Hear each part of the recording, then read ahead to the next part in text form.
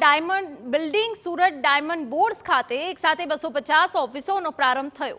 એ પ્રસંગે એક ઇન્ટરવ્યુમાં ડાયમંડ બોર્ડ્સના વાઇસ ચેરમેન લાલજી ઉગામેડી દ્વારા સુરતના હીરા ઉદ્યોગમાં કોઈ રત્ન કલાકારો બેકાર નથી તેવા વિવાદિત નિવેદનથી વિવાદ સર્જાયો છે।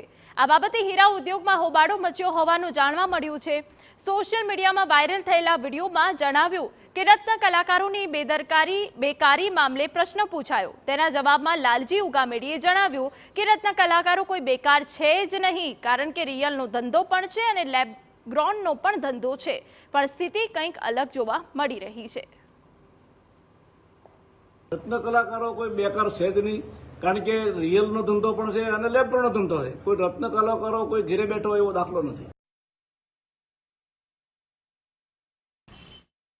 એક વર્ષમાં 45 જેટલા રત્ન કલાકારોએ તો આપઘાત પણ કરી લીધો છે, ત્યારે હીરા ઉદ્યોગ માટે આવું નિવેદન યોગ્ય નથી।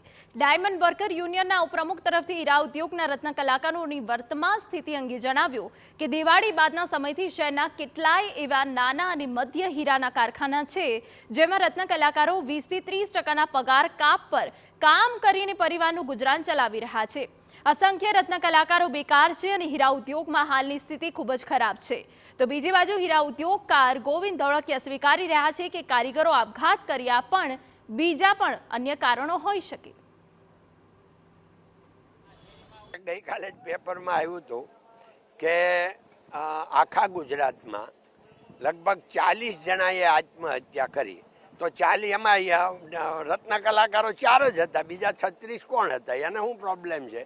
भाई एमां एवुं छे के जे आत्महत्या थाय एना कारणों बहु बधा होय छे, एना जीवन साथे संकळायेला होय छे अने आत्महत्या मोटे भागे कोण करे छे तो थोड़ाक मध्यम वर्ग अने पैसावाळा गरीब लोको बहु कांई आत्महत्या करता નથી। એટલે આત્મહત્યા એ માનસિક રોગનું પણ એક કારણ છે। समाचार अमदावाद मांथी के